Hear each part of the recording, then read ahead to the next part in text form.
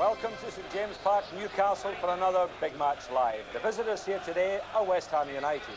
And although Newcastle are propping up the First Division at the moment, there's certainly no lack of enthusiasm among the supporters. It's a real Geordie welcome not only to West Ham, but the rest of the country looking in. Well, it's an important game for both sides. Newcastle to get away from the bottom of that table, and of course West Ham to stay in touch with the leaders. And it's also a very important game for two England rivals. We've got Peter Beardsley and Tony Cotty, and a chance for them to impress Bobby Robson, who's here watching the game. Martin Tyler spoke to both players earlier. Well, in fact, we've got two lads here who have been roommates on recent England trips. With Bobby Robson in the ground today, Peter, is there going to be a little bit of rivalry between the two of you? I wouldn't say so. You know, I think we both know what we've got to do. And to be fair, once we're off the field, we'll be good friends again. Tony?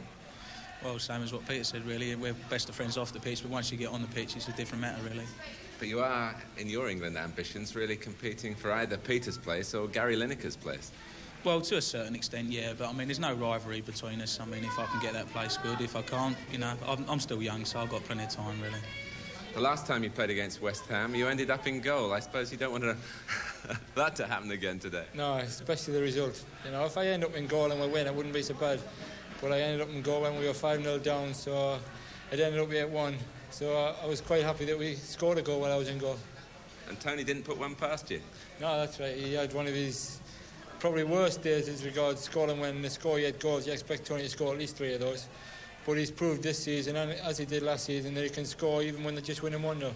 One will do today, Tony. That's right, yeah. As long as we win, that's the main thing for us. Yes, certainly we're looking for one. And with me today, Mike Shannon, an ex-Newcastle player, Michael. That's right, I've played here. I trundled one in at this end. It just went in off the post.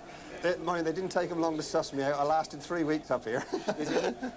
Now, this game has been billed as a battle of the strikers, you know, the McAvenny Cotty. Yeah, right. Against the That's right. I mean, it's interesting. Beardsley's only scored 2 goals this year. I mean, and talking to people up here and what I've seen of him this season, he's been playing too deep. Yeah. And they've got to get him up front. And with Goddard coming, they've started to score goals. And with this atmosphere, these fans here are unbelievable.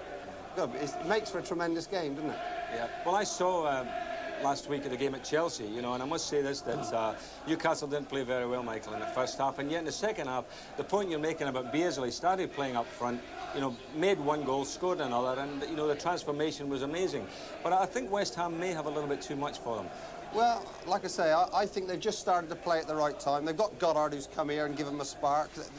Everyone I've spoke to said he's playing well for them. And I think with the likes of Big Martin not playing today, I think that these two might just cause them problems. As long as Beardsley stays up the park and causes problems around that area, because he's great there. OK. Well, I'm glad to say we can welcome Ron Atkinson back to our team, and he's in the grandstand assisting our match commentator today, Brian Moore. Thank you, Ian. Glorious day here. And Newcastle United with Martin Thomas in goal.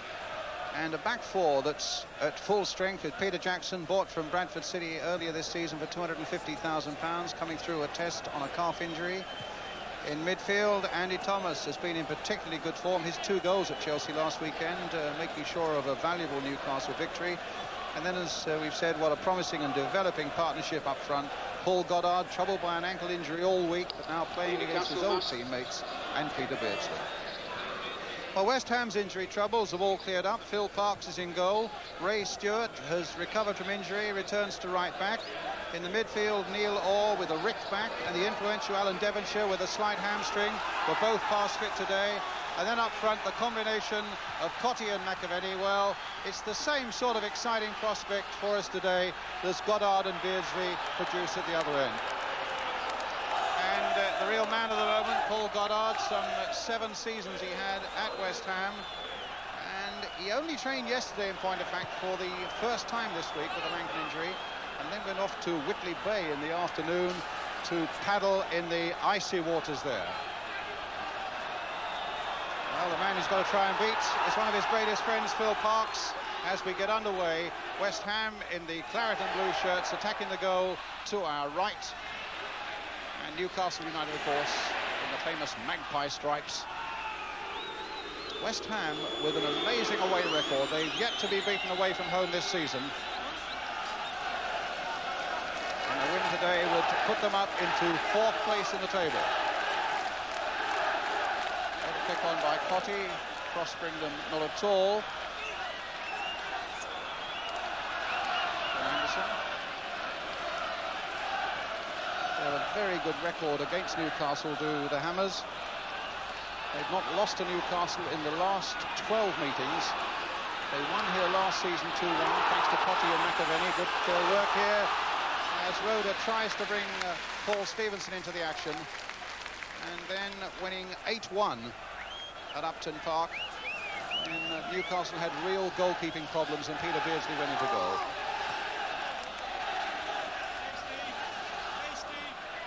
Referee Keith Hackett from Sheffield. Ray Stewart then with the throw for West Ham. Towards McAvenny, instantly shadowed there by Glenn Roeder. Stewart to Dickens. Taken this kick there by Andy Thomas. McDonald on the far side, and then Anderson with a quick challenge. Harris.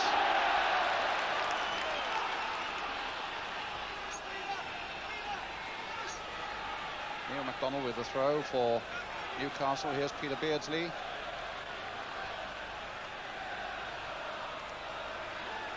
Harris. McAvenny.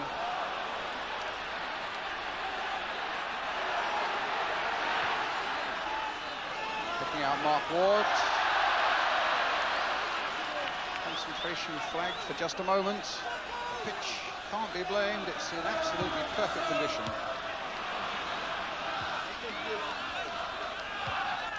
Stewart winning it in the air. Kenny Wharton, or miss kick, gives it away to Mark Ward. Stevenson. Beardsley. Andy Thomas, formerly with Oxford. Goddard, a nice little touch for Beardsley. Tries to get Stevenson down the line. Beardsley. Stevenson. Beardsley. Stewart cutting it out and getting it back to keeper Phil Parks.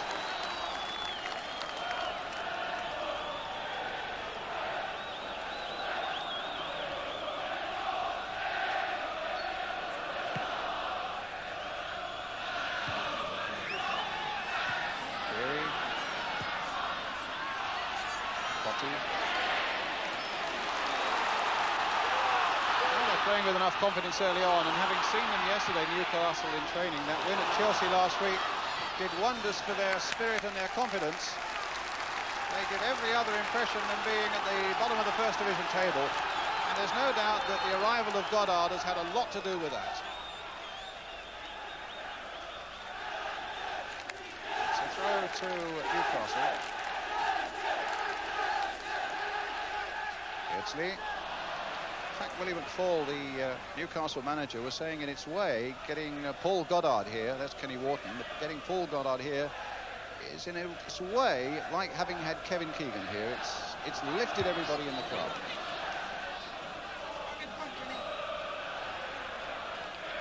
Stewart with the throw. So we take Peter Jackson from Bradford City. Kenny Wharton to Glenn Roeder.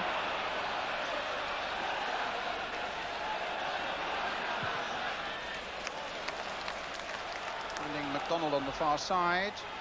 Anderson's gone on ahead of him, and no ceremony there and no sympathy there as Goddard got a bit of a juddering challenge.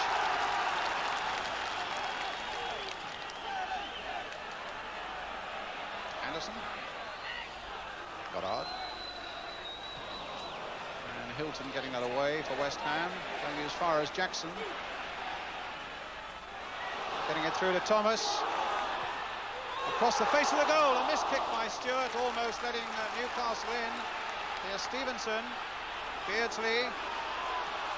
Getting it across again. This time it's Gale looking for a way back, finding it's barred, changing his mind a couple of times and then giving it to Stevenson.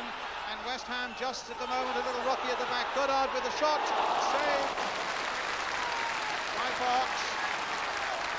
To score for his new club, and he would dearly love to do it today. And Ron Atkinson, former Manchester United manager. It's great to have you with us, Ron. And really quite a bright start by Newcastle. Yes, they've done very well. The lads were saying before the game about Peter Beardsley dropping off into deep positions, and yet, funnily enough, when he has dropped off deep, he's looked very effective. I think it's very important if he does keep pulling away off West Ham's back four, that people like Andy Thomas make runs, as you've just seen, into the box. The linesman flagging for a throw to West Ham, to the annoyance of the St James's faithful. Yes, take the point about Andy Thomas, and in fact I think that's one of the things that's delighted the management here, is the way he has made some really effective breaks from the midfield. McAvenny. And a corner to West Ham, the first of the game. 6 minutes gone, if you just joined us, no score here at St James's Park. And a glorious afternoon. Mark Ward with the corner for West Ham. Towards Gale with that header, but a goal kick.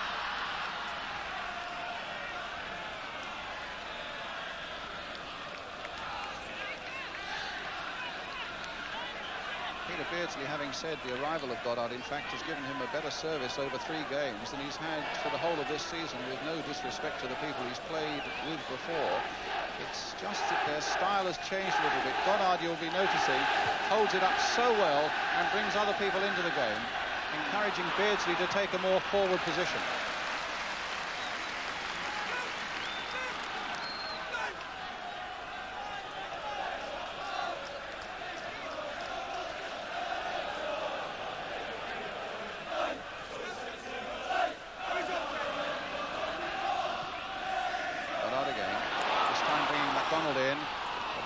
Phil Parks's, it's the crowd behind the goals.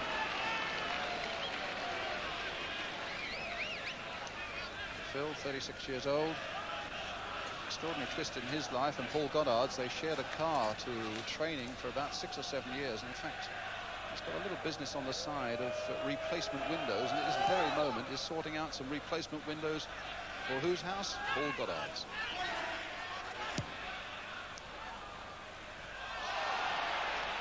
Paul having kept his house down in Buckinghamshire.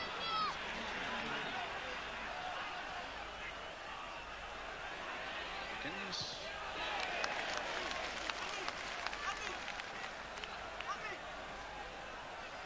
It's amazing how that win at Chelsea last week seems to have lifted Newcastle, and yet in the first quarter of an hour, 20 minutes of that game, Chelsea might well have been 3 or 4 ahead. But they stuck to their job so well. It's put a spring in their stride here at St James's Park this afternoon. It's John Anderson, long ball forward, but it'll be allowed by Gale to go through to Phil Parks.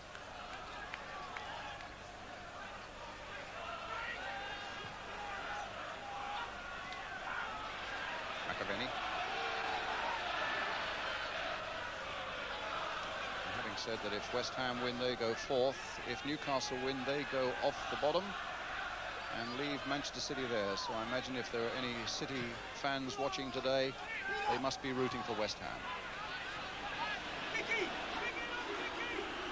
Harris. Jefferson. That has gone off in the corner of the ground. Great plume of smoke there as well.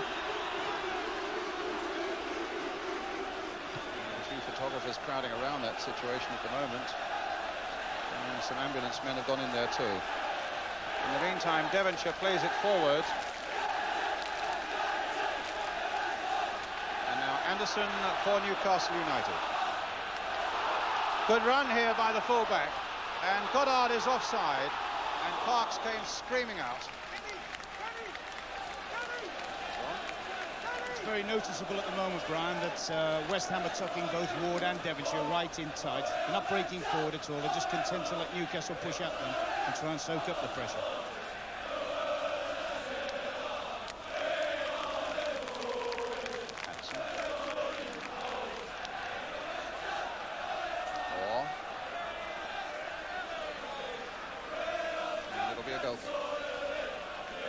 That's a tactic that West Ham have got particularly good at over the last couple of years, where that's why they've had so many outstanding away results. Everyone in midfield works very hard. Everybody doubles back and does their share of back tackling and so forth. And what they try and do, they try and frustrate Newcastle. Their defensive record is good as well, Ron. I noticed they've conceded only 3 goals in their last 6 games. People used to come and think West Ham were a soft touch. They never really were that, but I mean, they've become even harder, it seems, of late. Well, here's Goddard.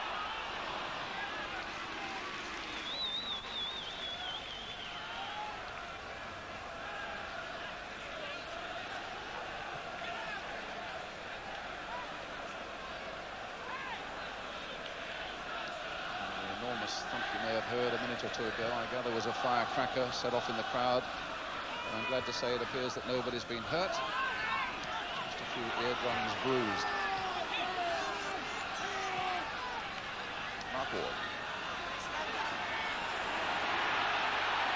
And Stevenson staying with him, and then McCreary, in fact, obstructing him, giving West Ham the free kick. 12 minutes gone, no score. It's a distance Ward will fancy himself with as well if he has a straight shot here. He's got a great little strike on him. He's only scored a couple of times this season, but I remember 1 or 2 particularly effective free kicks last season. In fact, he plays it wide for George Paris. Beaten by Anderson.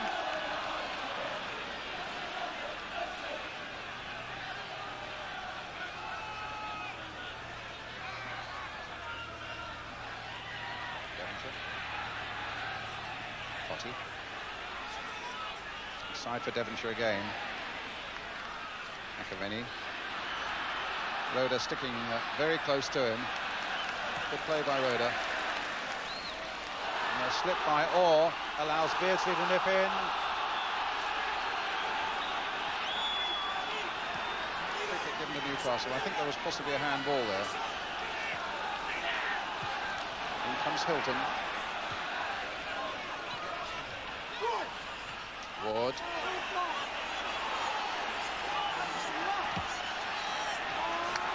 It's a little battle, this one. And Thomas out.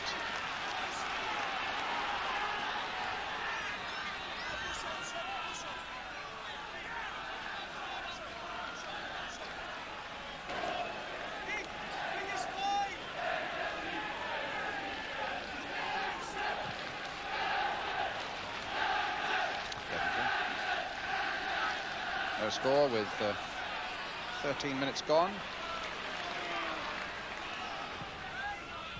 Beardsley. Hilton watching Goddard so well.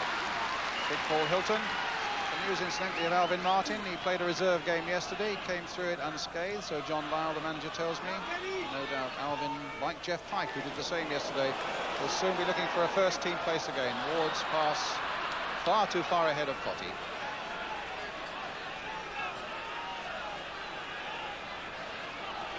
Jackson. Anderson. Chase is on again, and Hilton doing some more good work for West Ham. Harris finding Devonshire. In comes Anderson quickly, but West Ham got the better of him there. But out of Jackson.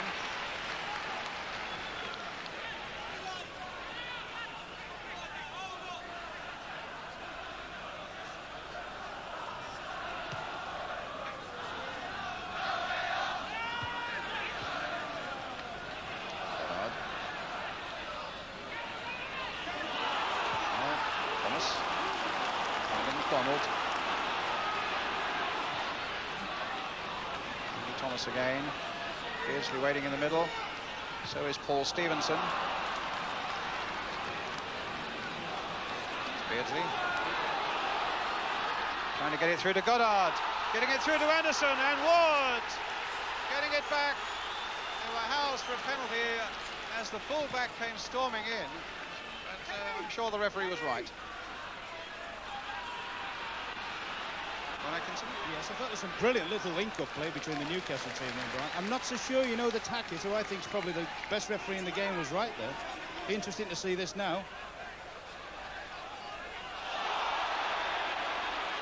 Well, you've seen it again. Well, I think if that had been Peter Beardsley diving, I think he might have got a penalty. John Anderson, a full-back in sort of uncharted territory for him. He thought about it for a moment or two. I think the referee was right, Ron. This is Kenny Wharton.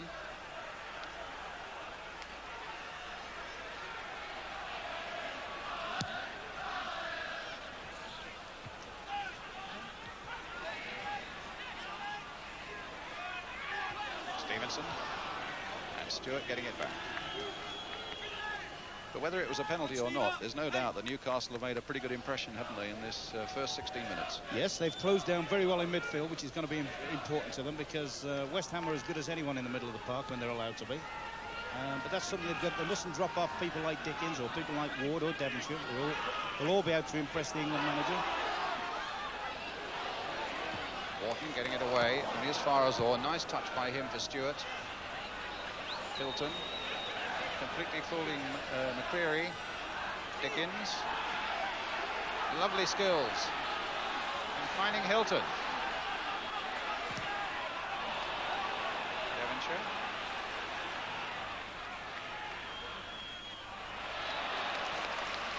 Newcastle's throw. Neil MacDonald.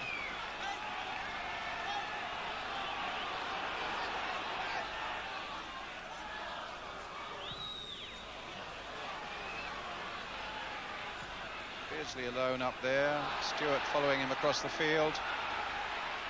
Devonshire for West Ham. Ball still in play. Finding Cotty. Here's Wharton.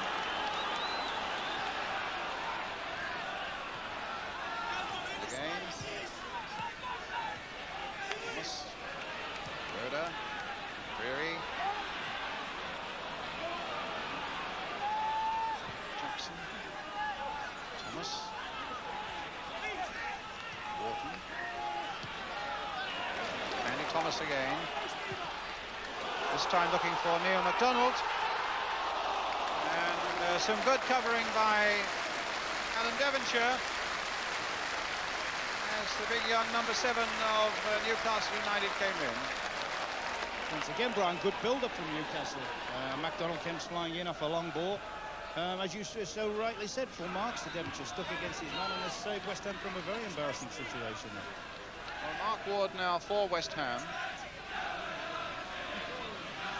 It'll be Ray Stewart. Finding McAvenny. Again, look just how close Rhoda is staying.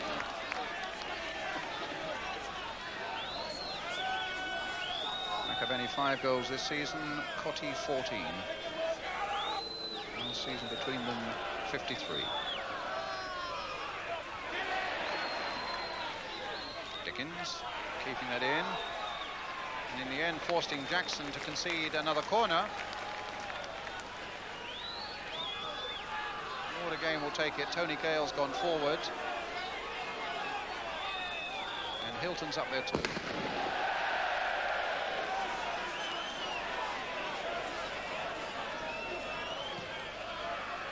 Gale going in with a header that time. Thomas getting it away. Devonshire trying to drive it back and just wide.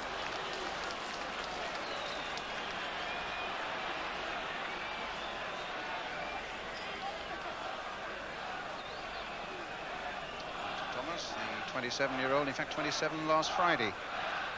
A Welshman, one Welsh cap.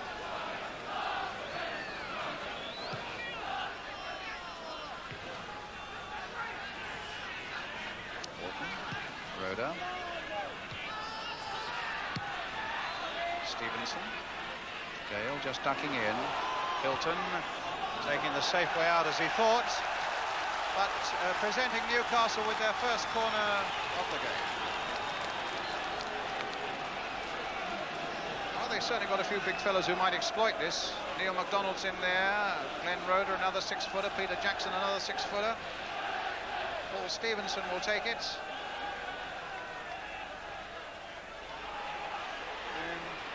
Punched away, or rather pushed away by Parks in the first place. Half cleared there by Paris. And now Ward. And it came off Anderson for a throw to West Ham. Anderson, in fact, aiming and connecting with a kick on Mark Ward after the ball had gone out of play. Stewart getting it out. Potty beating Anderson in the air. Jackson finding MacDonald. Jackson forward again to Beardsley. Played for Jackson again. They are putting some nice movements together, Newcastle at the moment. Thomas now bringing the full-back Wharton into it, and he's got Stevenson away on his left. Here's Stevenson. It'll fall easily for George Paris. Just over 20 minutes gone, no score. McAvenny. Kane Roeder sticking close to his man, but another clumsy corner conceded there by Newcastle.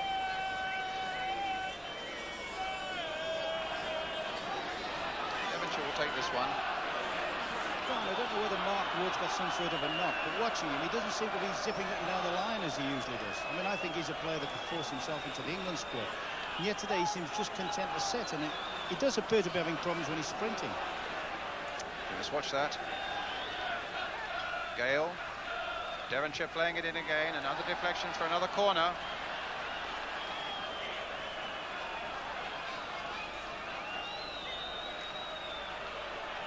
Ward's an aggressive little player as well, isn't he? I think he's a tremendous little player. As I say, I think he's one that could force his way into the full England squad. Whenever I've seen him in the past, whenever there's a break on Brian, he sprints like fury for things. But today he looks, whether he's just content to sit and contain, I don't know. Well, here he is getting this ball from Devonshire. Dickens. Goal kick. Seems to have cornered the market in firecrackers up in James's Park as well. It's a bright enough opening, and Willie McFall, who celebrates this month 20 years at Newcastle United as a player, as a coach, and now as a manager. Fine goalkeeper in his day.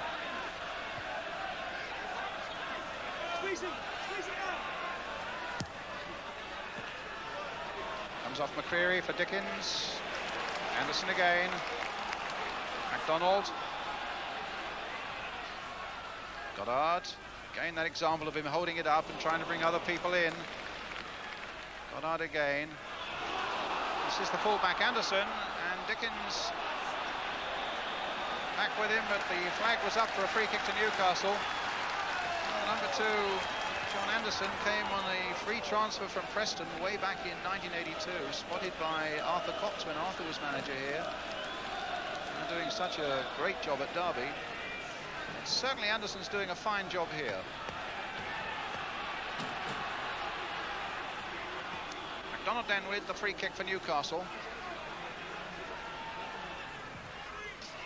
Floater. The head's getting in there. In the end, turned by Anderson behind for the goal kick to West Ham.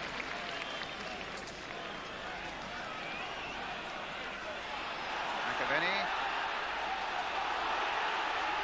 A little bit at 6s and 7s at the moment, West Ham. Newcastle really with the bit between their teeth. Donald. Anderson. Paris away. Now Cottee.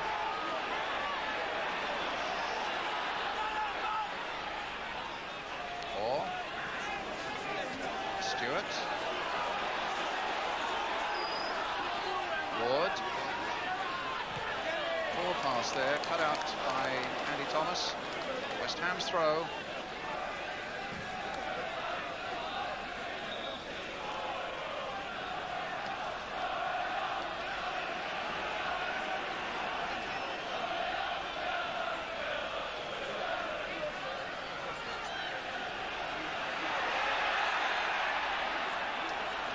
Stewart having stolen 3 or 4 yards to the immense annoyance of this noisy St James's Park crowd, told to get back again. Really is a passion about the game up here. McAvenny.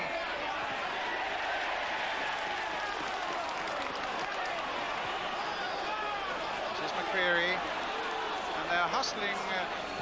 Combination of the crowd and some good Newcastle play, hustling West Ham into a few mistakes at the moment. But Ward with the throw, and another one.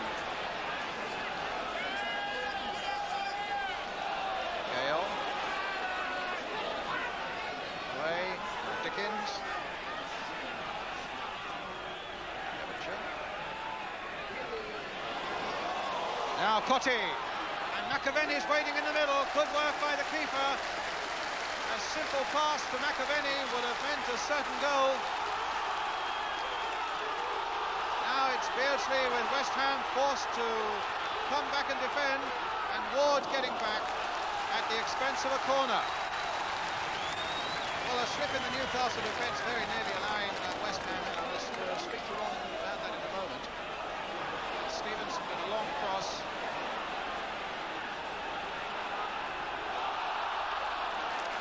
Ball out of play.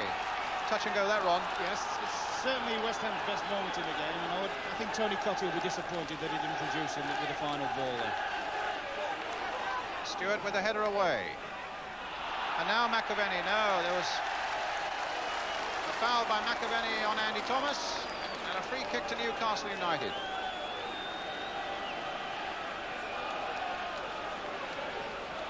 Now what can they produce from this?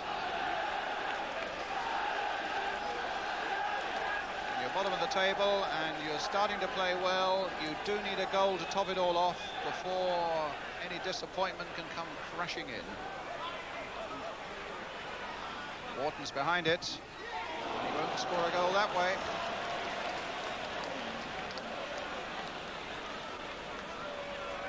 Yes, I thought you said in that build-up earlier when West Ham had the This is the moment ago, the Cotti one. Yes, I think he should have. He tried to bend it in the top corner where possibly he may have faced it across to McAvenny. And there's number 8, McAvenny, coming in, you see. Yeah, but I think you saw the value early on in that movement, though. Dickens played a superb little one-touch ball into Cotti.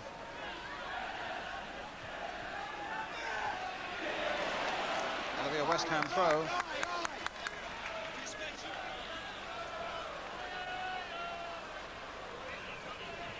Or Harris. Cotti. Devonshire. There's McDonald to Newcastle. Beardsley.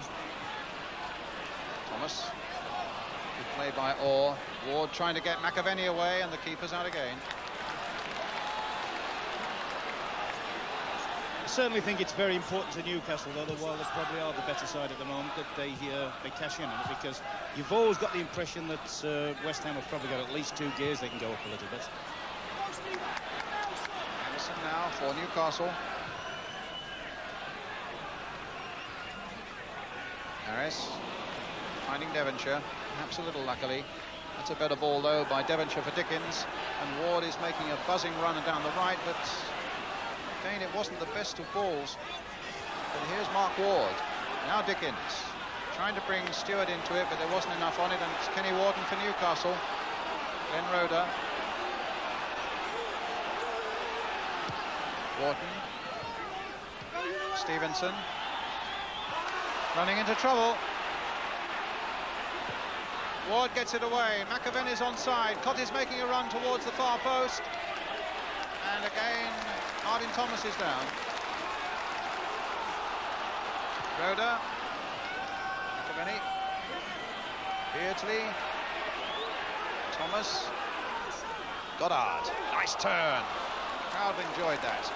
Bringing in Stevenson. Now, can he get past Ray Stewart? He can. This could be problems for West Ham. A little floater, and it's there! It's Neil MacDonald.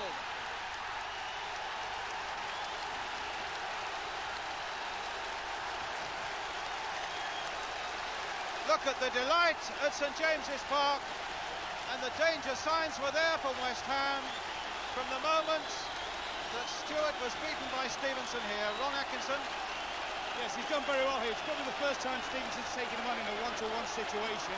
And having got there, he's put the ball in just the right place. Pulled the keeper on the ball, sucked him over. And the lad from the opposite side's getting terrific. What is interesting on that, isn't it, in the build-up earlier when Goddard let the ball run past his body to set it up, that's probably something, you know, Brian, he learnt at West Ham. I think that was Trevor Brookings' copyright. And here come West Ham now with Ward.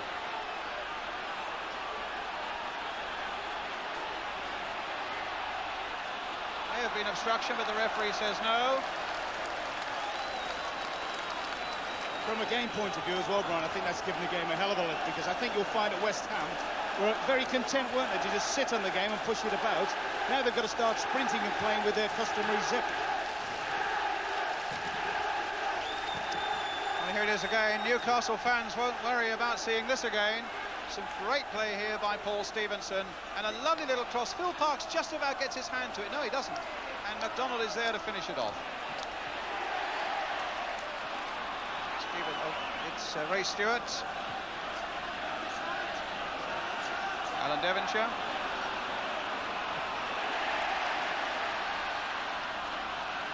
McAvenny.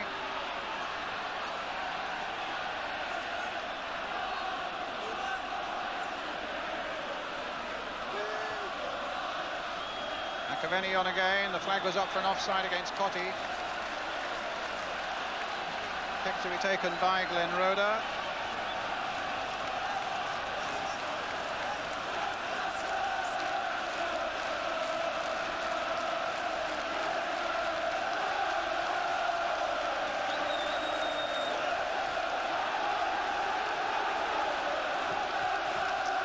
Well, I hope you're sampling this atmosphere at home, because here it's as though Newcastle have just won the FA Cup and the league combined.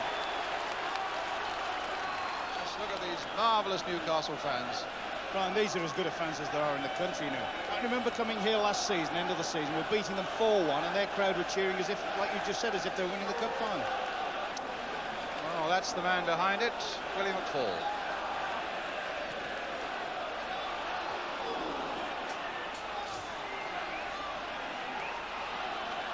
Mark Ward for West Ham. That's the ball. I don't think Neil Orr will get to that one. Martin Thomas with no problems.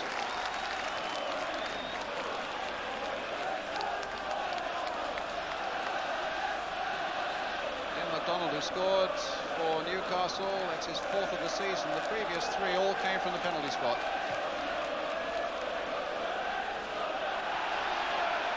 Goddard turning well again against Tony Gale. And then finding Beardsley. Thomas is waiting in the middle!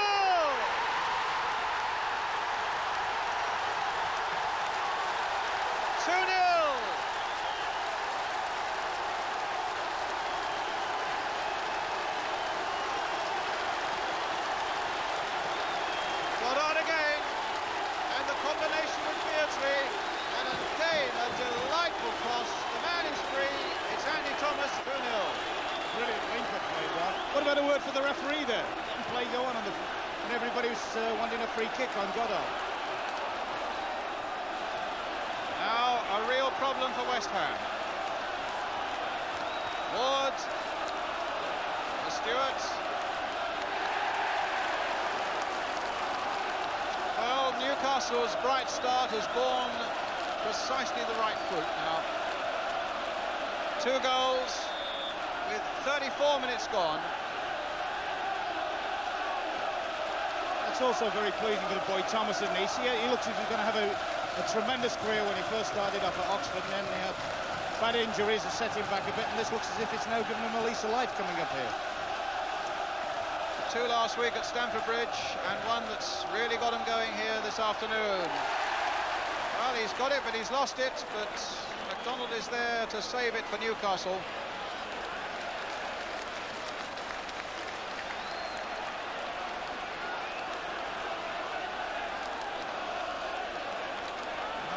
League games, 37 goals. Oxford, a little period on loan with Fulham and with Derby, and now, as Ron says, a new lease of life here at St James's Park for Andy Thomas.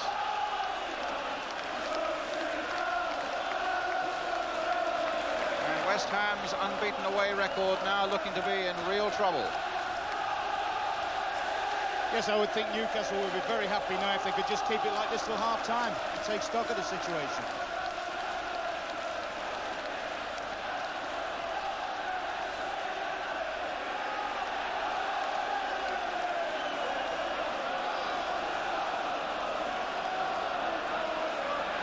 Seem quite happy. Yeah, and rightly so, because what can sometimes happen in football, you don't score in your best periods. Well, fortunately for Newcastle, they've done that. Well, here they come again. Thomas finding Beatty, And the flag stays down for Goddard against his own club. And he's missed it. Oh, what a disappointment for him. That really would have killed off the game. Really, he looked to have done everything right as well. I mean, I would have bet money once he played it past this was going in. Looks as if he'd done everything perfect. 2-0 it remains. The West Ham defenders are playing hell with the referee about a possible offside there, but I think the ref was right again. Goddard with the header. Still to score for his new club. But as we've seen, he had a big part to play in both the Newcastle goals we've seen this afternoon. McAvenny versus Jackson. Jackson's header, a flick on by Thomas. Here's Stewart.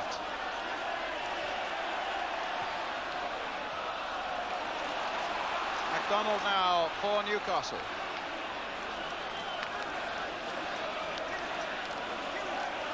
Ben Roda. Kenny Wharton.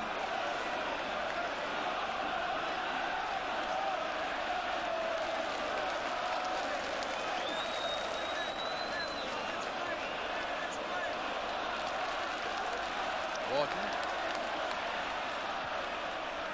Roda to Beardsley. Now for Anderson.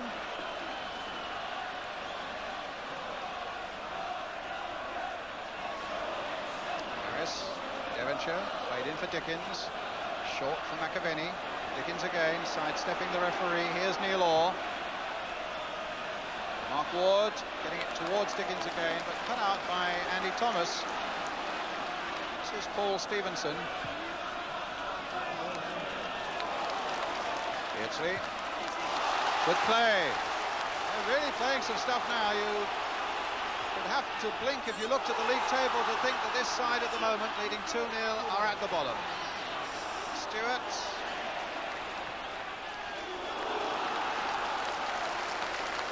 Yes, I think the biggest single factor they've got going for them at the moment, Newcastle, Brian, is the fact they've absolutely dominated midfield. Little McCreary, who always does a good little job, hasn't given Dickens much of a smell of the game. And the two wide midfield players. Here's Beardsley. Saved, and a good save it was. They're absolutely rampant at the moment at Newcastle. It was McDonald standing off a little bit, and I think they may have felt there was going to be a pass to him, but Beardsley let fly, and Parks had to be at his best at full stretch. So it'll be Stevenson getting across there to take a corner for Newcastle.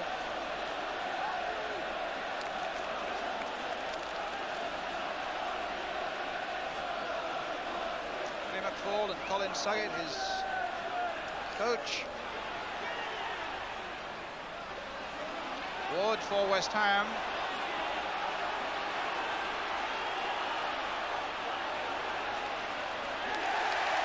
Good tackle again by Anderson. West Ham have only lost one of their last 6, and that was in the full Members' Cup in midweek against Chelsea. Their form up to now had been so good.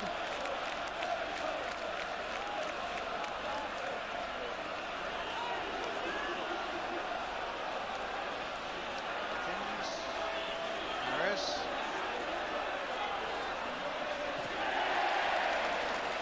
Come for Ray Stewart.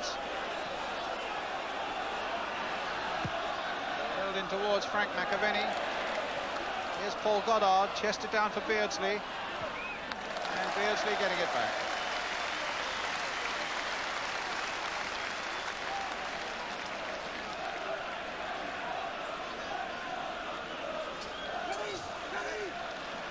Funny thing is, Brown, we're talking before the game about Peter Beardsley dropping off deep. Both him and Goddard are coming up the two central defenders quite well. As Goddard did then. If they stand up against them, they're both big lads, Hilton and Gale. But I think they're both finding it difficult when Beardsley and Goddard come short and have the ball into feet. Beardsley and Goddard both only 5'8". Well, there's Goddard again, trying to get Thomas in once more, but Phil Parks was there.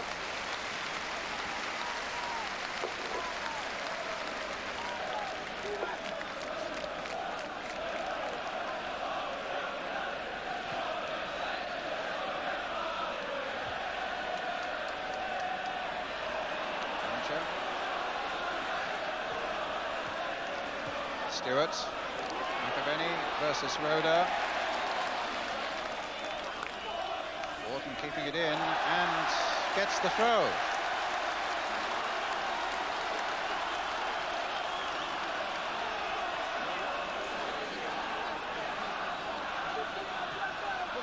Beardsley. Nothing in the way there towards MacDonald. It comes to Devonshire, but there's Anderson. He's had a really good game. Goddard wanted a bit of that action, but Anderson told him to get out of the way in no uncertain terms. But then Dickens halts his progress, and here's Tony Gale now for West Ham. John Anderson.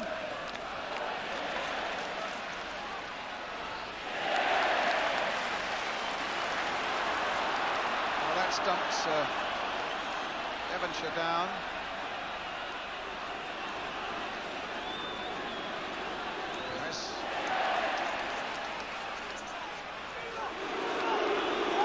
I don't think I've seen West Ham for a long time get caught in possession so much or give the ball away when they've got good possession. I would think John Lyle will certainly be talking about that at half-time, plus the fact getting his midfield players up in quicker support of McAvenny and Cotty, Brian.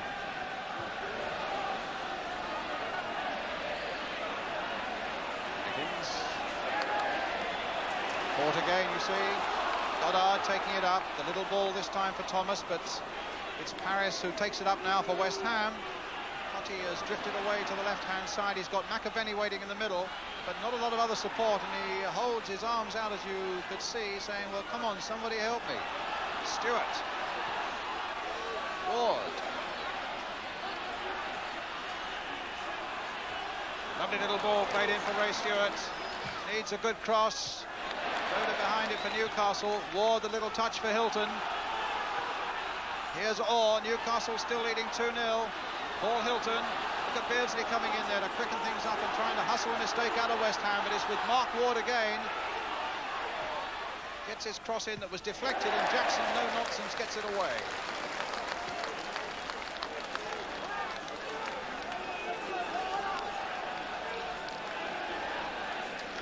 Minutes that has flown by, which again gives you an idea of how good the game is, and particularly good for Newcastle, leading with those goals by Neil MacDonald and Andy Thomas.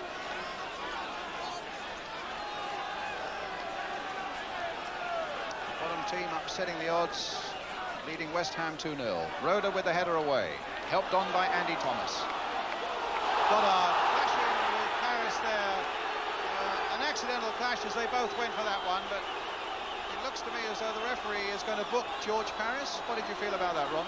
Yes, I think it's more of a gesture from the referee. I can't believe that was intent. It looks as though it's a pretty nasty injury. I think there was some blood there coming through the fingers of Paul Goddard as he went diving in there. Oh, my word.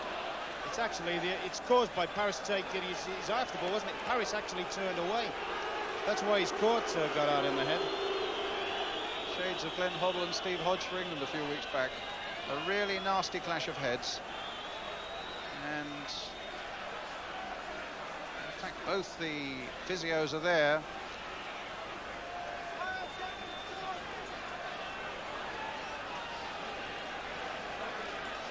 Rob Jenkins and Derek Wright. And he is really groggy and in a pretty bad way. I'm sure I've just seen the referee signal for a stretcher there, man. Well, the doctor's on as well to have a look. Well, that'll be a blow if he has to come off, because that was a tremendous little link-up between Goddard and Beardsley. But just look at the crowd, the reaction of the crowd all around the ground. Great applause for Paul Goddard as he comes off after the clash of heads with George Paris. And it's right on half-time. They'll presumably wait to see just what the situation is at half-time, but he looks pretty groggy.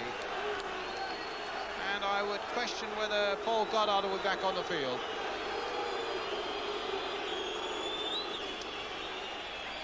As you say, it probably was an accident with the fact that George Paris had taken his eye off the ball on.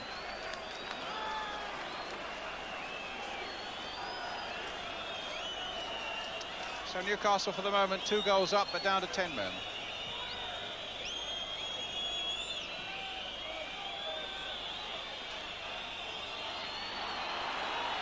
Ward, in goes McCreary. Stevenson.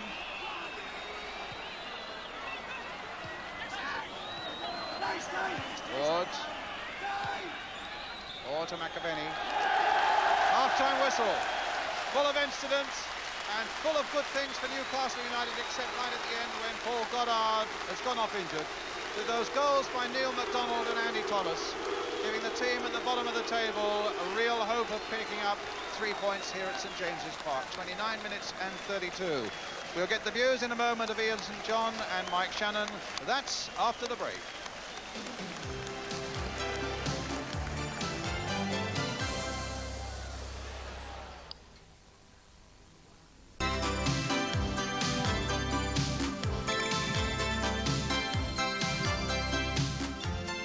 Well, welcome back to what is a very exciting game here at St James's Park. Michael, the whole thing's really gone bubbling now, isn't it? Well, that's right. The crowd have gone mad, and let's be fair, Newcastle have played some stuff, one-touch stuff. They've knocked great balls up to the front players and set everything up.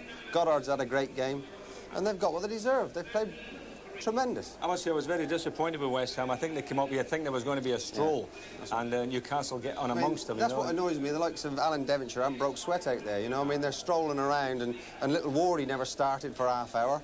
I mean, really, they just started so casual. They've disappointed me a lot.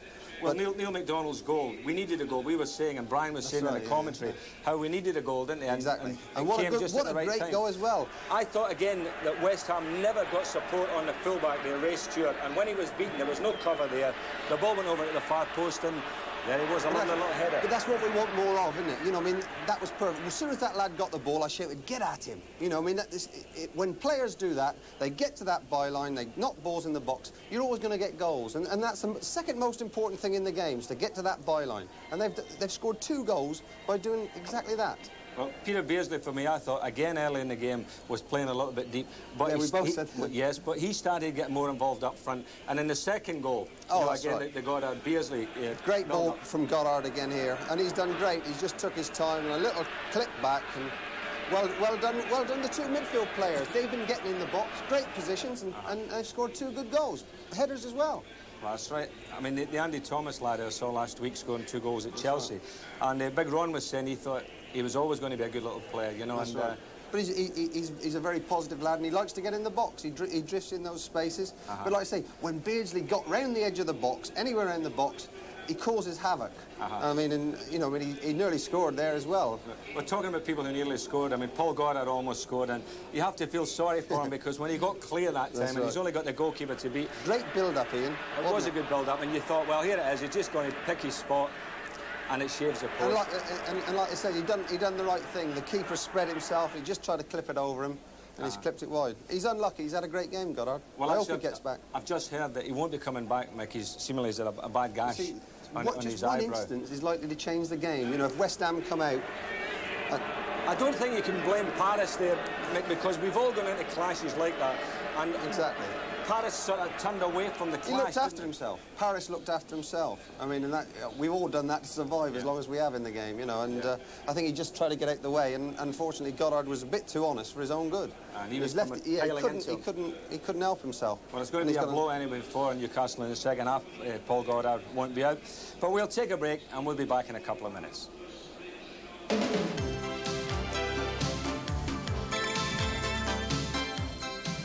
Hello again. Well, one man I'm sure enjoying this match this afternoon is England manager Bobby Robson. He's talking now to Martin Tyler. Bobby Robson, your thoughts on the first half? Well, Newcastle obviously now very much in the driving seat. I mean, playing inspired football, I think. Beardsley's now come into it, hasn't he? He had a quiet opening period for 20 minutes. I was beginning to wonder, you know, what I'd come for, but he's now running the show in many ways. I thought the 2 young kids in flank position did very well for the first goal. Stevenson on the left, because he kept cool against Stewart, put in a lovely cross, and MacDonald coming in on the far post to head a wonderful goal, and that set the crowd alight. How much of a problem is it going to be without Paul Goddard in the second half, whose link-up with Beardsley was so impressive? Well, I mean, he was forming a very nice partnership there with Beardsley, and they were both doing very well together. He'll be a miss, but fortunately for Newcastle, they seem to have the right substitute. He's a forward, I believe. I'm looking forward to seeing him. Darren Jackson. He's a front player, left-sided. So I think that he'll just cope and sit in there very nicely with Beardsley. As I said, they're in this lovely position. you know, if he looks for the ball down the gully and they defend well, I mean, I should think Newcastle now have this match well within their grasp. They would be silly to throw it away at this stage because defensively they're doing very well too.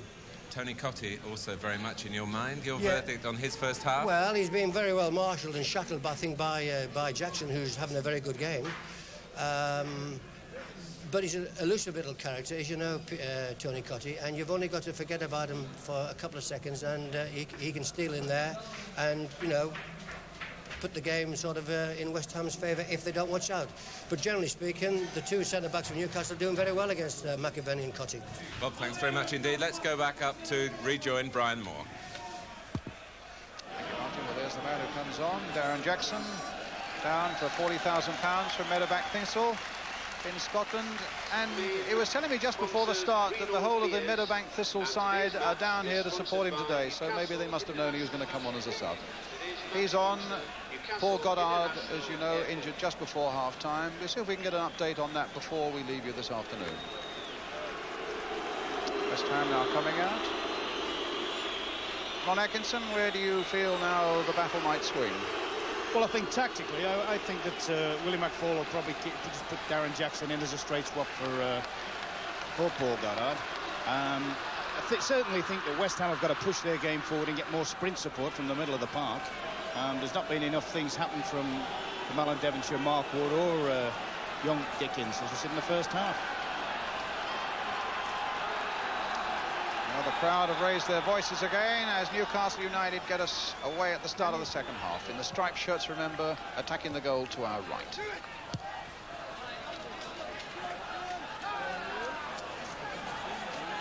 West Ham's throw with George Paris. Getting some boos because of that head clash with Paul Goddard. I think a little unfair in point of fact.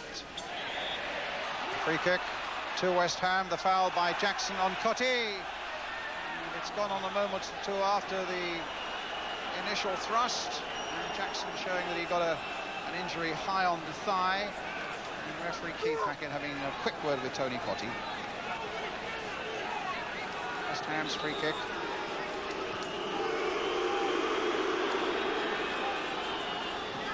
This is Gale.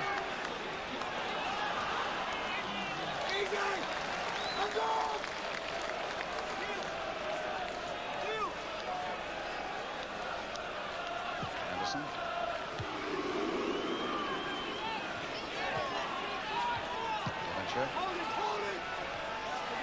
McDonald, scorer of the first goal.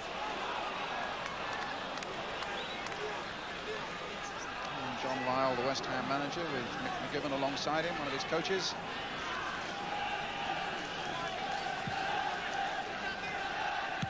Donald. Orr. Harris.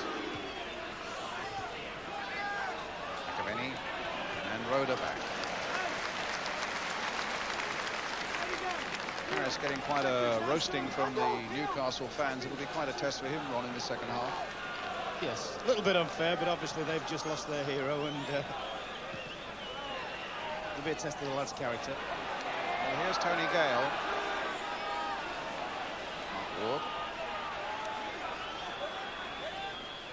Break here by Dickens, but Jackson's going across. Goal kick. Brian, I think they've got to look for more of that. I think that's the first time in the course of the game I've seen Dickens get past his own strikers. If they're content to just sit in the middle of the park, as they did in the first half, then there's very little way I can see them getting back into the game. Thomas then with a goal kick for Newcastle. Wall's header, won by little McCreary. Ball of fire in the middle of the field for Newcastle United. Ward, good little touch there for Dickens. Got McAvenny up ahead of him, but Roda's in pole position. Roda gets it back. And McAvenny being particularly well shackled by Glenn Roda this afternoon. But here's Dickens again for West Ham. Beaten by Beardsley.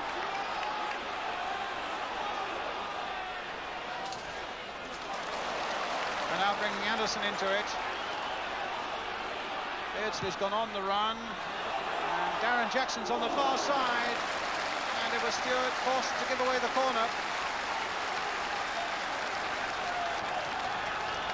which Paul Stevenson will take. There's Darren Jackson waiting at the near post. Used to be a printer as a part-time player up in Meadowbank Thistle. Now full-time here, of course. McAvenny away for West Ham. Getting it to Ward. Only Cotty is up in a claret and blue shirt. Bit of support coming up from Gale here. And the flag was up for a foul on Ward. Free kick to West Ham.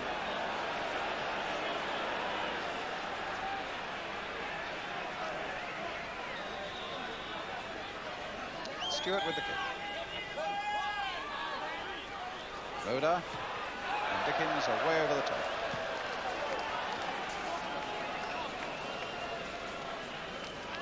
And they have made very few chances, West Ham, which is so unlike them. Well, I think it's fair to say in the course of the game they've only really had the one with Cotty in the first half, haven't they? I think what has also happened, Bobby Robson made the point at half-time about the way Stevenson and MacDonald have doubled back and sort of double marked on the wide players of West Ham, Ward and Devonshire.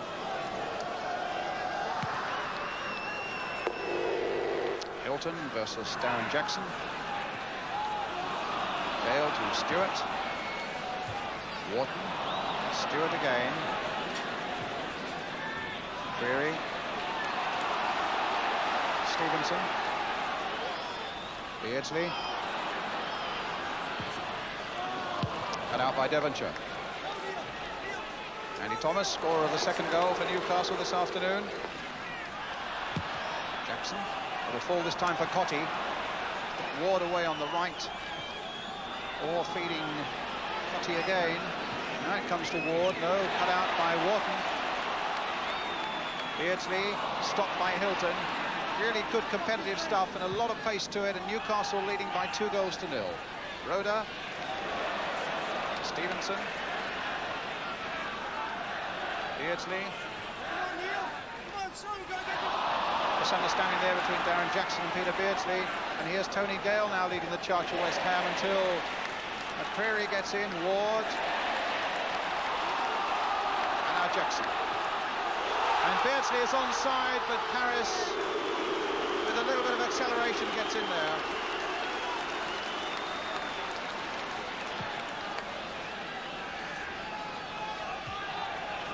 Rhoda with a header again. Anderson. MacDonald. Peter Jackson. Ooh, funny old ball, that one. It's with Ken Wharton.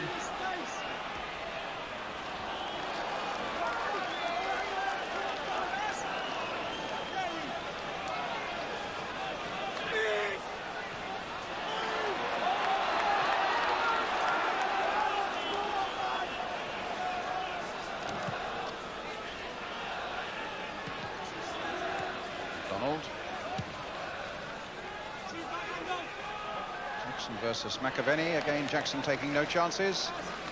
West Ham's throw.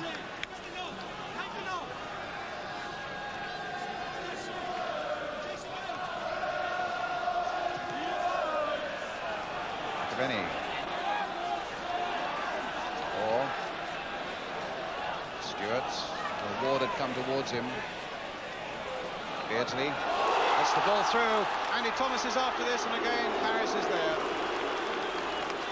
Stewart keeps it in play, and it'll come back to Phil Parks. I think that's one of the situations there when you see how well Beardsley can do when he drops off into a deep position, O'Brien. He's got a very quick brain. He spots people running through, and if you get somebody combining with him like you have with Andy Thomas, then you've got a good little combination. Still nothing going for West Ham. Newcastle's throw.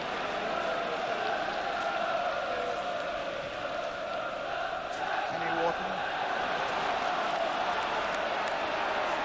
Stevenson to Darren Jackson.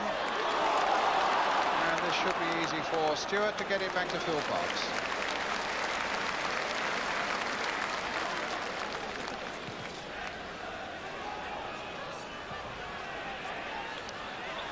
versus McAvenny. The flag is up for a foul by the Scottish striker.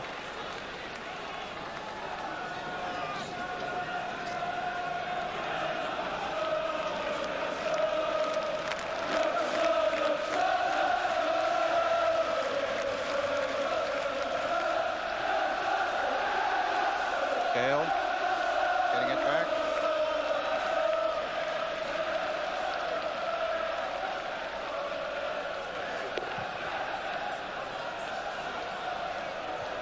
Again, the two big central strikers, central defenders rather, there, head and shoulders above the West Ham attackers, but Dickens, a speculative shot. Yeah, there certainly hasn't been any increase in tempo or urgency from West Ham, which is surprising, actually. I was just going to say, you were feeling if West Ham could score, the game would really open up again, but really at the moment there's no sign of that happening. No, I mean, if you look at Devonshire and Ward, they're more or less playing as auxiliary fullbacks at the moment. Meanwhile, Thomas with the goal kick for Newcastle United. Beardsley, well, no right to win that header, surely, against Paul Hilton, but he did quite clearly.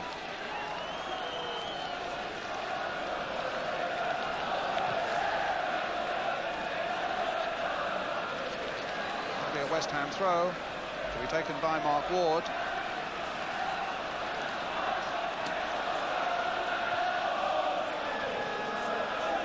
Stewart towards McAvenny.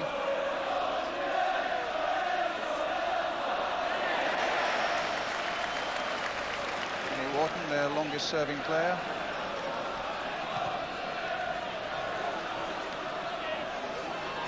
Stewart crossing it in low this time. And here comes big Peter Jackson.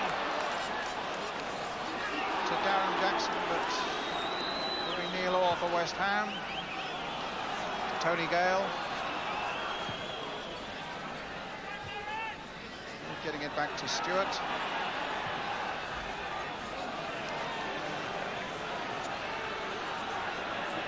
Mark Ward. Now Knorr, and Knorr way over the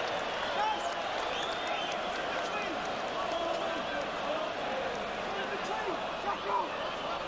That's not his scene, is it, Neil Orr, scoring goals? He's basically the insurance man that should enable the other three midfield players to go forward.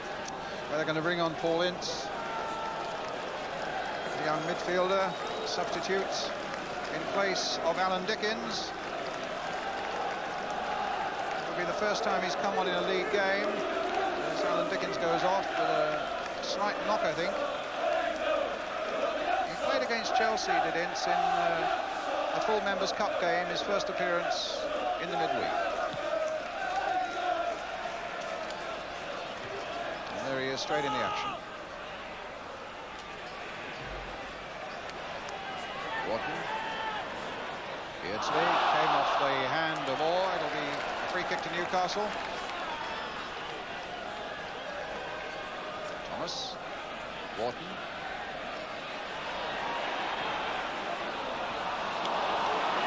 And here's Devonshire. Finding McAvenny. Look who is back there, Beardsley, to dispossess him and make it safe again for Newcastle. Example there for any budding young player, isn't it? He's made a mistake and he's rectified it himself very quickly. Here's Beardsley again.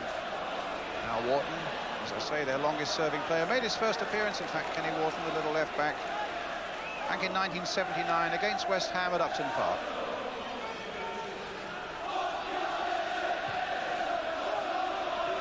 Gary, Jackson, trying to get Thomas in, and it just didn't fall Newcastle's way. And now it opens up a little bit here for Devonshire. Inside for Cotty. He's got Orr available inside him, and Orr's let it run too far. Comes to McAvenny again. Devonshire once more. And they were determined to get that away. Ball Ince now. Ince again. And a goal kick.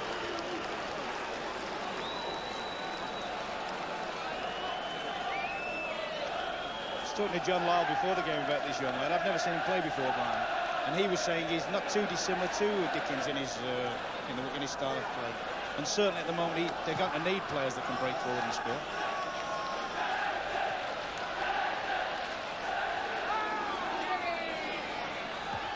Jackson.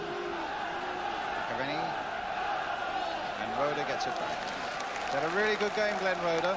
A West Ham fan, actually, from 15 years ago. He was born at Woodford, not so far from West Ham's ground. He used to stand on the terraces at Upton Park, but now he's been a real part in a Newcastle success story. Andy Thomas going in there, Darren Jackson trying to get in there, and Paul Hilton bringing it away for West Ham.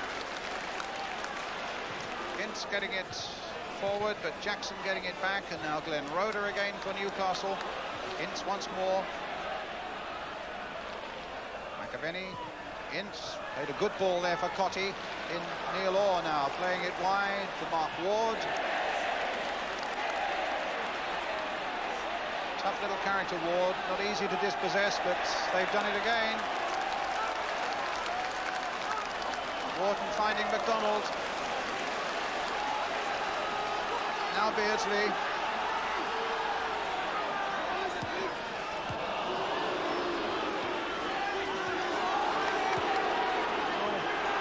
George Paris gets the better of his man and finds McAvenny.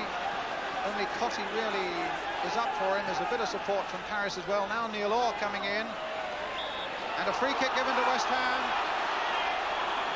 The crowd not happy about that. They see a moment of danger here because West Ham might just pursue something from this free kick. Yeah, as we said in the first half, Ward can blast them. I've also seen Gale bend them round the wall from here, you know. He's not bad at that, Brian. I saw him in the first game of the season against Coventry when Ogrizovic had played absolutely brilliant all afternoon, and Gale won it for West Ham right at the end with a nice little dipper. Well, what can Newcastle do? What can West Ham do?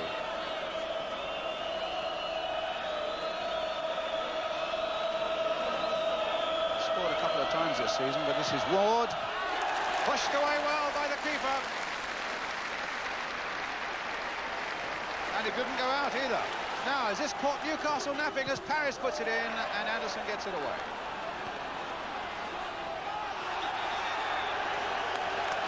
Well, a foul there by Ince.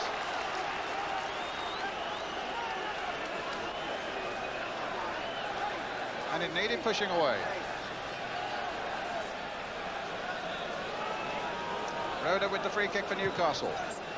Newcastle still leading 2-0 if you've just joined us.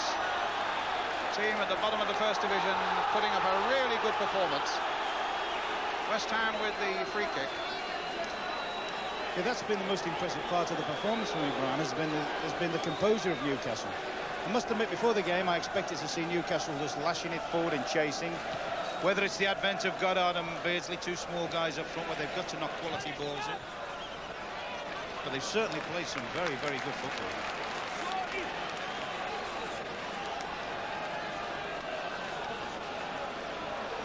Jackson.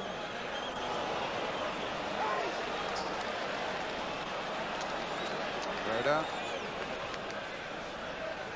Beardsley. Roeder again. Jackson telling him to put it back to Martin Thomas.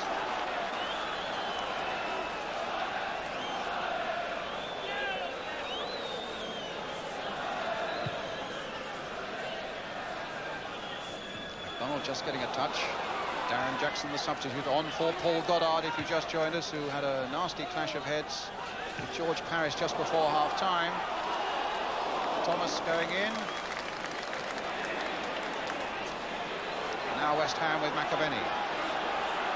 Desperately needing to get back into this game. And McAvenny brought down, but no foul given. McCreary making a good, clean and a clear challenge. And again, the referee playing the advantage as Beardsley goes down. It's with Devonshire. Joining Ward. Challenged by Wharton was swift. And Newcastle get the throw. Just thinking there, Brian, I don't ever think I see David McCreary play a bad game. He must have sprinted back 30 yards there to make a tremendous back tackle. It's one of those unsung players, isn't he, that people don't notice, and yet makes life difficult for people that play against him.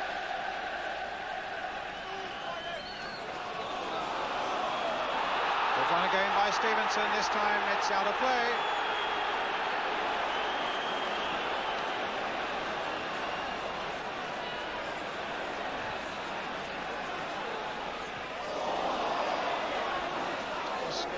a muddle there. Devonshire couldn't get it through to Cotty. Anderson's had a fine game at right back as well for Newcastle. Devonshire. Stopped that time by Rhoda. Now Beardsley putting it wide to McDonald. Jackson.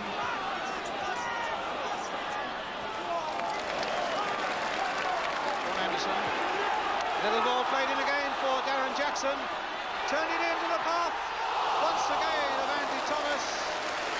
Good move by Newcastle United.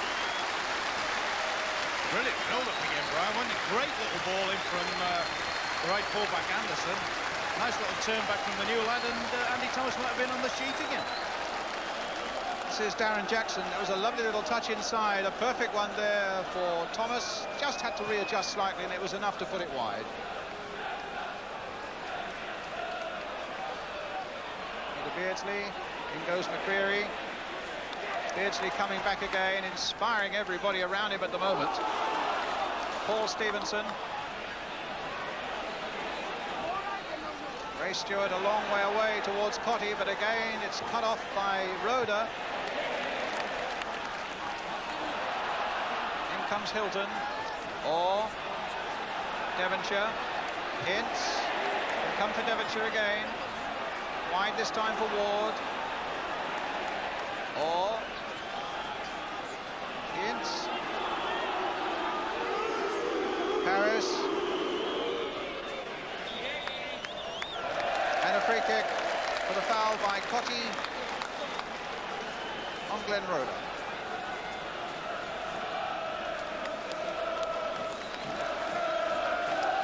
Minutes of the second half gone. Newcastle still leading by those two first half goals from Neil MacDonald and Andy Thomas. Beardsley. Hilton.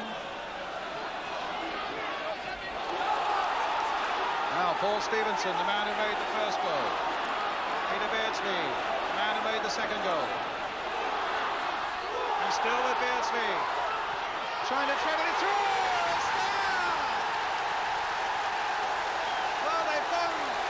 To applaud Beardsley, but I think it was probably Darren Jackson who got the touch, and it's 3-0.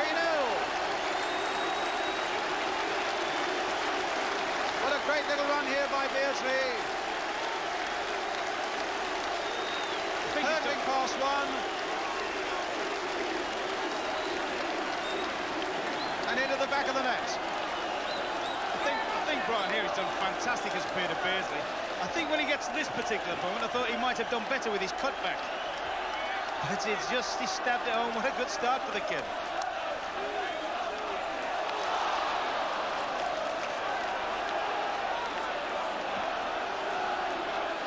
So now 3-0 with Darren Jackson having made the third strike after great work by Peter Beardsley.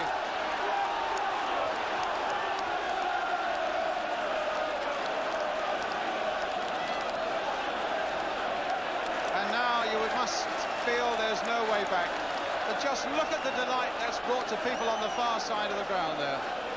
All around this place at the moment, there are people in black and white scarves singing and congratulating each other and chanting and cheering.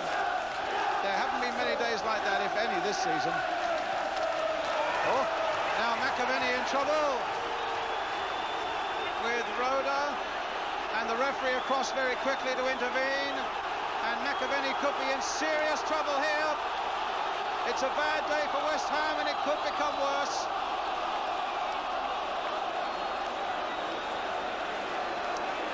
But the referee has just told him to get out of the way, and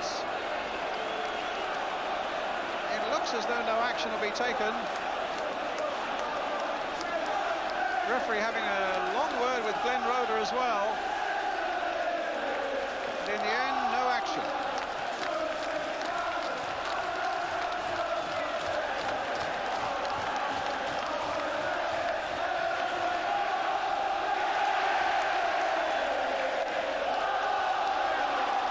Beardsley to Jackson.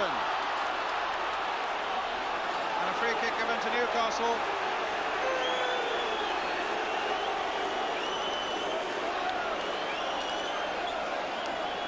with about 22 minutes still remaining.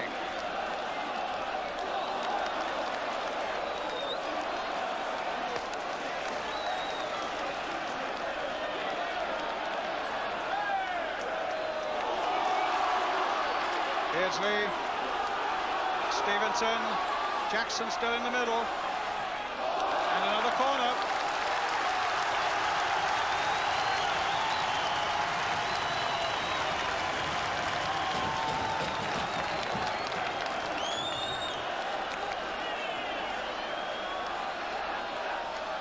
Stevenson, Beardsley, Thomas.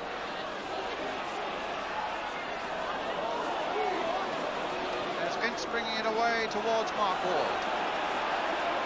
Anderson after him. They've worked so hard and they've played so well.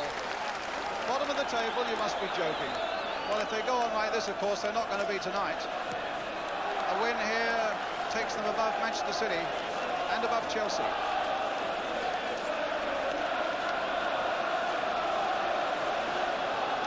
To Newcastle. Mark Ward with the corner for West Ham.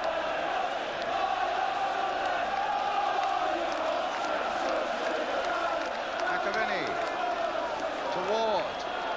And now for Orr. Trying to play it in for McAvenny. For Orr again. Corner given.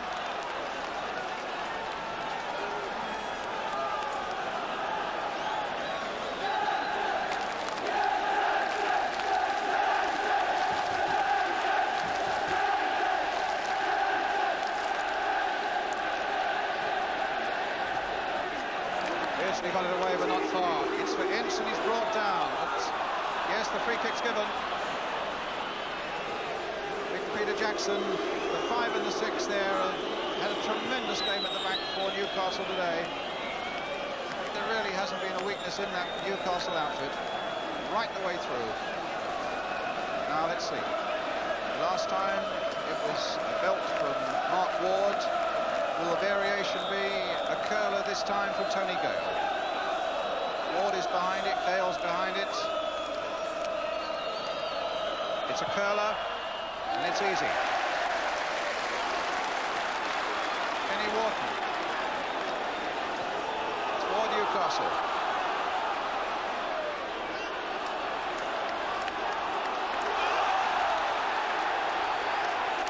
Ince doing well. Playing a long ball forward there, and Martin Thomas for Newcastle. All action stuff now. Anderson. Beardsley with the header. Andy Thomas.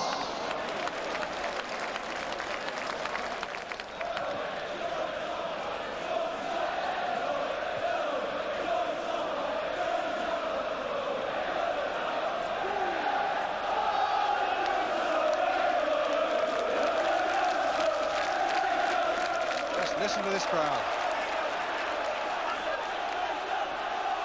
Ward with an assault on Wharton, just got a warning from the referee to calm it down a little bit. But here's Ward again. McCreary is in quickly. Free kick to Newcastle.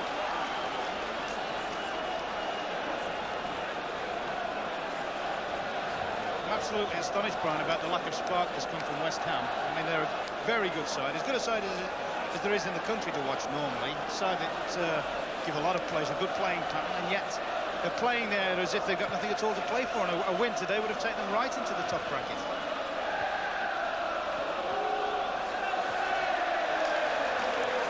And the statistician alongside me tells me that if the score stays at 3-0, Newcastle in fact leap to 18th place in the table.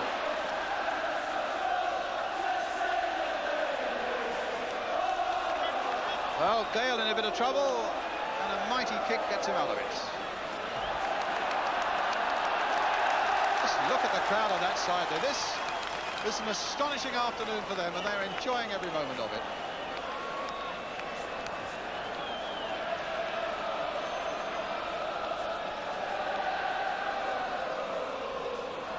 Wharton.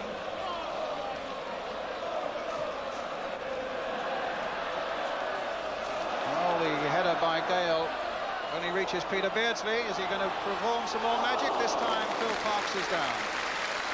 Attendance 22,077, just about the average this season for Newcastle United. But on a performance like this, that's going to grow and grow in the weeks that come. George Paris still getting booed for the clash of heads that he had before half-time with Paul Goddard.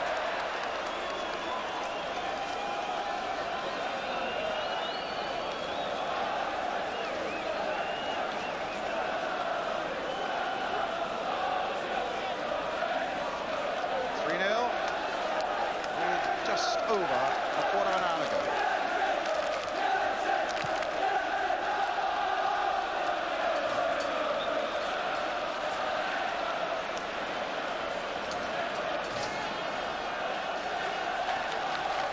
Collins leaving it for Alan Devonshire. Devonshire.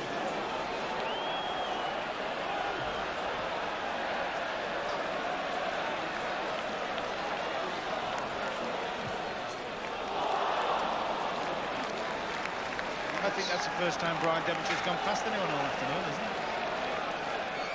I think it is, Ron.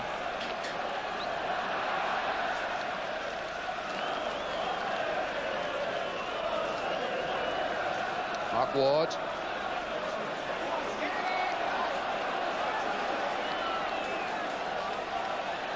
Devonshire.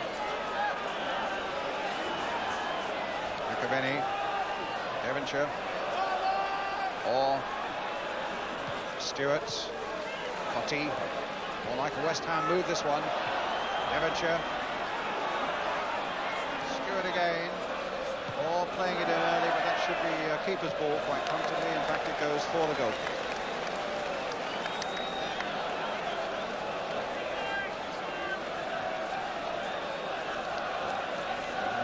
See that John Lyle, although he's been in the game long enough to know that anything can happen in the last quarter of an hour, but I think this is almost a lost cause against rampant Newcastle today.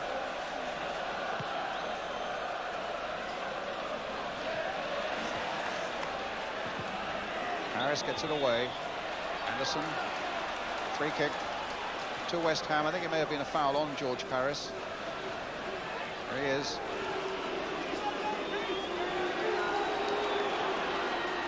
Side against Cotty. I must say, Ron, you're looking very well. You've had a little holiday, haven't you, in the Canary Islands? Having an enforced break, Brian. But glad to be back for this sort of stuff. Very much so, yeah. I've enjoyed Newcastle's performance immensely, particularly in the manner they've done it. You know, for a team bottom of the league, it would have been easy for them to be anxious, try and kick the way out of trouble and so forth, but they stuck at it from the word go. They set the score out to play football, and they've got the benefits of it. McAvenny, by Anderson, back again to Thomas. Are you in a position to tell us what your next move might be? Well, I should probably get down to the Dole office this week and have a look for my gyro. No, I've got one or two things to sort out first, but just a question of wait and see. Well, I'm sure we all wish you well. And here's Alan Devonshire now for West Ham. It's good to have you with us today.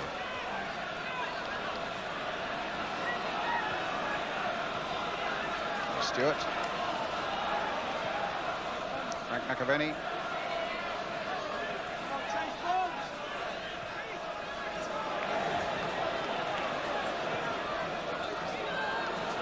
And Lintz trying to make the break from midfield. But Thomas's keeping has been faultless this afternoon. Beardsley, stopped by McAvenny. Hilton. A little over 12 minutes remaining. Here's Roda. Beardsley.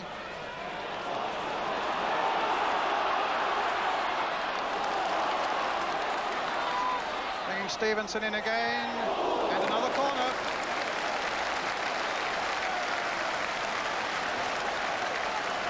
Every time he gets the ball, isn't he, Beardsley, you expect something magical to happen.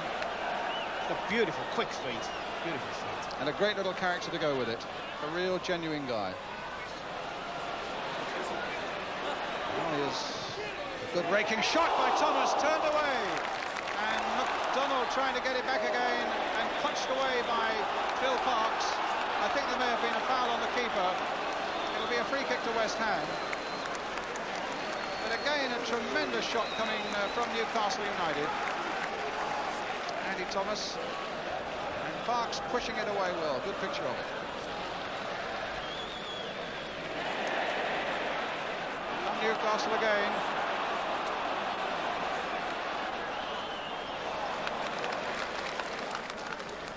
Stevenson.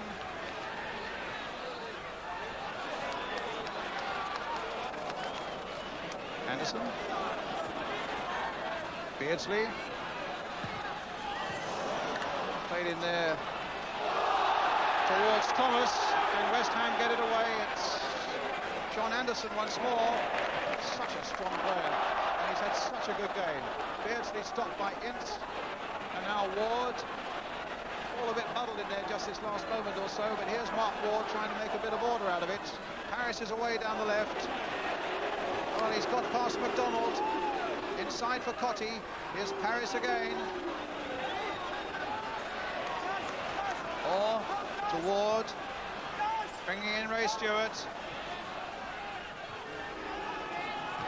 And McDonald gets it away for Newcastle. Darren Jackson. And now Peter Beardsley. Here he goes again. The sight Newcastle fans love to see, a little flick through, and Darren Jackson is offside. But the referee has said, let's play on, so here's George Paris.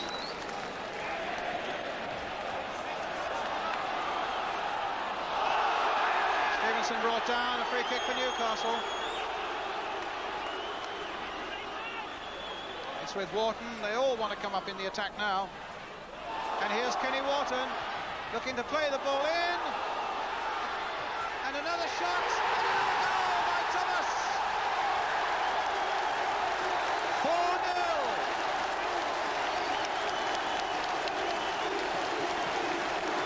Andy Thomas is second. Newcastle United score. Wharton having cut it back well. Space here for Andy Thomas. In off the far post to the back of the net. 4-0. I think you've seen the value there. I mean, Andy Thomas has now scored two, hasn't he, Brian? And he's also had two very other close attempts, which is a great afternoon for an attacking midfield player.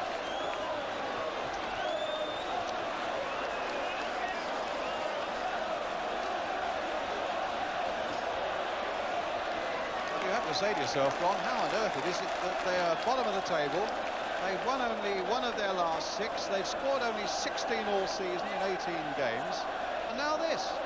Well, of course, they haven't lost the game, have they, since Paul Goddard came, so that's given them a lift. I think, to be fair, West Ham, the only way West Ham can get back into it now is if Beardsley went back in goal again. Now they've got a free kick, West Ham. Mark Ward. Blasting it over. No kick. Well, full credits. You can't take anything away from Newcastle today. They've been superb. But I've got to say this, how disappointed I've been in West Ham.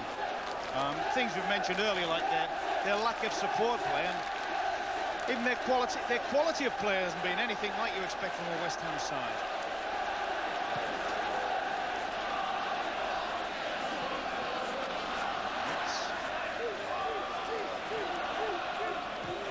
Cut out by Jackson. I mean, I would think that is the part that would be particularly galling to John Lyle, is the fact that probably his side have been actually out footballed. They've been out everything this afternoon, Ron, haven't they? Out hustled, out footballed, out shot. Well, that's right. We have a saying in the game, don't we, that you have to earn the right to play, and certainly that's something Newcastle have done today. They've worked tremendously hard, they've closed people down, and when they've had the chance to play, they've played with little or no anxiety in their play. So that's been the most impressive part.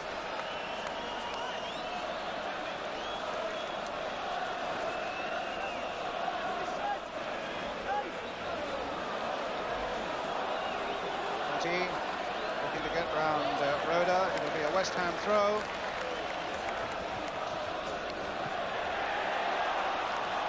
Well, there haven't been many more remarkable score lines this season than this one at the moment. 4-0 to Newcastle. all will enjoy what's left of the weekend, leaning forward there.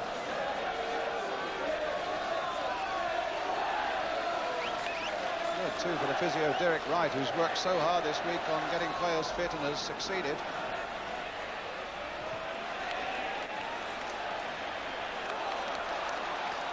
Peter Jackson to Darren Jackson, no relation.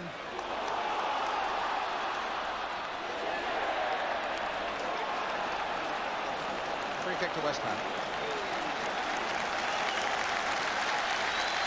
I would imagine this is his best game of the season, isn't it? Where Peter Jackson, he stepped up from the second division. He had one or two shaky moments, I understand, when he first came, but now he's really reveling in this. Newcastle away to Charlton next weekend in another real six-pointer.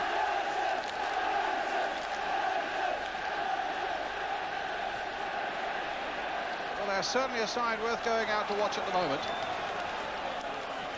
22,000 in St James's Park this afternoon. Roeder gets it back.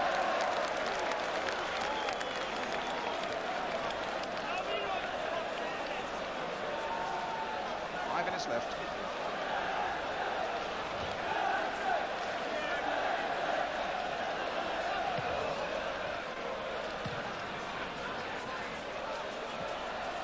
Conte versus Jackson. Jackson comfortably in control. I think that's a tribute to both Jackson and Roeder. You've almost forgotten Conte's playing, haven't you? It must be said, though, Brian, it's very, very hard to play up front, as McAvenny and Cotty are finding out without support, and they certainly can complain about that today. They've had little or nothing. Here's Ward making the break for West Ham.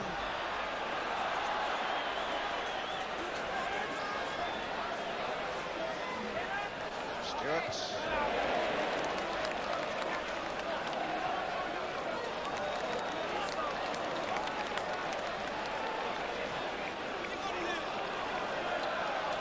Jackson. I think Hilton will get there first. I've got a statistic going around the Newcastle area the last 2 or 3 days. The last live goal for Newcastle on TV was scored, believe it or not, by George Hannah back in the 1955 FA Cup final at Wembley. Well, they've had 4 beauties here against West Ham today. Well, here's George Paris.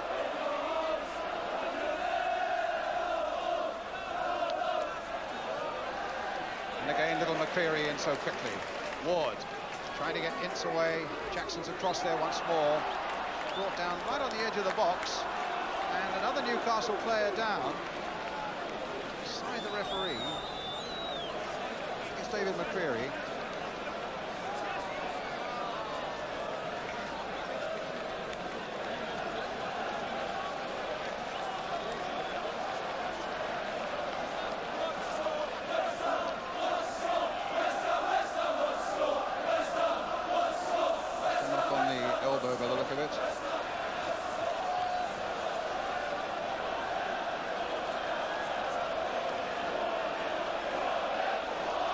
It's not often that the Newcastle crowd have been able to chant 4-0, 4-0.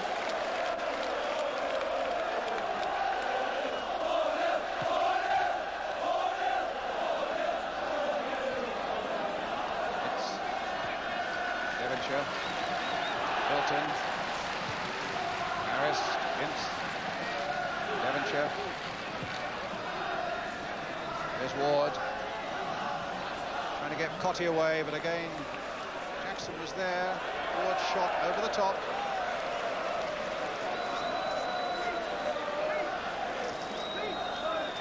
My watch, we're a little over 2 minutes from the end. An afternoon of triumph for Newcastle and one of great disappointment, almost embarrassment for West Ham. Here's Cotty. Well, the keeper again does well. 4 clean sheets all season, Newcastle, but they look like getting another today. McAvenny. Ward just chipping out of trouble. Cotty. Stewart.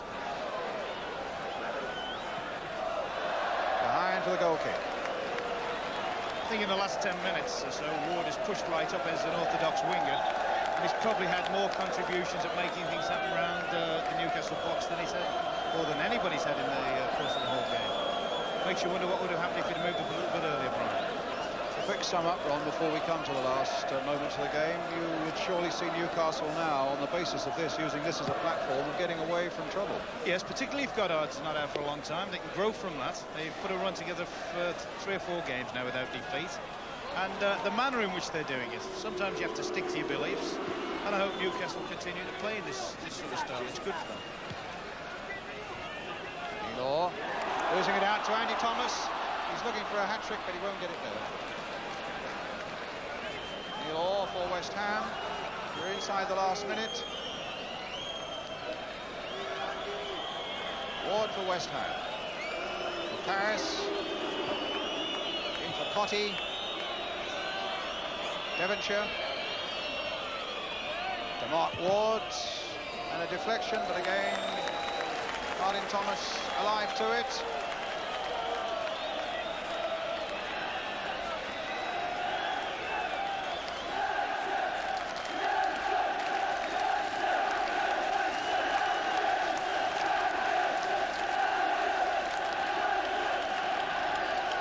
Shouts of celebration all around St James's Park.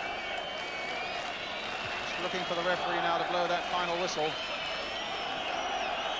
Andy Thomas. Maybe they're wanting to delay it just a moment to see what happens here. Kenny Wharton played such a big part in that last goal. Hilton gets it away. McAvenny with a neat turn. Cotty doing some running again, but it'll again come through to the keeper. Rhoda. Thomas.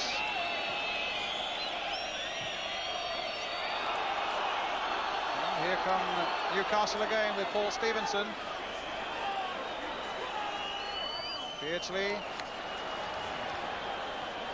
Rhoda right up there. Beardsley again. They'd love to see him winkle his way through that defence and do something spectacular, but it's too late.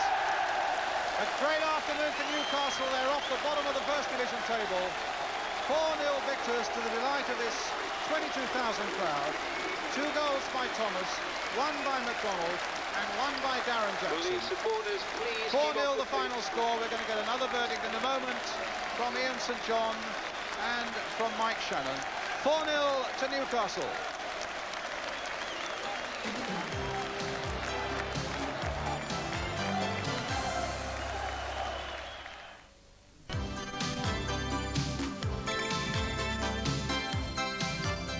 Well, welcome back to St James's Park, and we've had a cracking afternoon's football here. And let's go down and speak to the man of the moment, Peter Beardsley, with Martin Tyler. Peter, I think to win would have been enough for Newcastle, but that was a bit special. Yeah, that's right. It was funny. Somebody mentioned in the dressing room, if we win by 3, we can go to a few places. But Paul Goddard said if we win by 1, it'll be enough. And, like, to win 4-0 on a day like this is tremendous. Now, you did ask the club to bring in some new players. You were feeling a bit dissatisfied. I think it's an opportunity to pay tribute to them. Yeah, definitely. Well, Andy Thomas has scored 2 goals. Scored 2 last week. He's proven he's worth 100,000, which of anybody's money, really. Peter Jackson's come in at centre-half, and to be fair, never give Tony Cotty or Frank McAvenny a sniff today. And obviously Paul Goddard, who unfortunately went off injured. But for me, he's been like a breath of fresh air. And obviously it is tremendous credit to them. You were in front of Bobby Robson. Yeah, well, it's nice to play well, and obviously, especially when the England manager's here. But I think on the day, everybody played very well. Peter, thanks very much indeed. Thank you. I think everybody did play very well, Michael. We were saying that. And I think if we look at the bottom of the table, we can see just what today's result means for Newcastle. They've gone from bottom up there into 5th. And that has got to worry a few teams, Mike. I'm sure down in that region, you know, the Leicesters and the Charltons and Chelsea. That's right. But I mean, like he's just said, the way they've played, they've gone out there and they've played some great football. And it just goes to show it's not just Everton and Liverpool. Ian, never mind, that play the football in this country. We've come here and they've put on a great show for us today. They've played one-touch football, they've been positive, they got people to the byline, and I still think Beardsley's better when he's up the front. He causes all sorts of problems, and honestly, it's great for the game. Well, we were saying actually throughout the game, not criticising Peter Beardsley in any way, but saying how well he played when he gets forward. Anywhere around that box, as soon as he gets it, you know something's going to happen. And the goal that he made for the lad making his debut today was, I mean, it was great. He's gone by 2 people in a very short period. Yeah. Magic. We can look at the Andy Thomas goal, the second Andy Thomas goal, who, again, I've seen him 2 consecutive games and he scored 2 goals in... That's right, that's right. In each game, so it must be a lucky basket for him. Yeah, but, you know, this is a lad who's been playing in midfield. Oh, this is Beardsley's goal, isn't it? This is where Beardsley makes for Darren Jackson. I mean, he's done great to get to the line. He's come to the lad, just a reflex action, and it's in the net. I mean, that was a good goal. And Andy Thomas has also done great. It's nice to see that, you know, our young player from the Scotland scoring a goal there. That's right. Well, from a delighted St James's Park, from Mike and me, goodbye for today.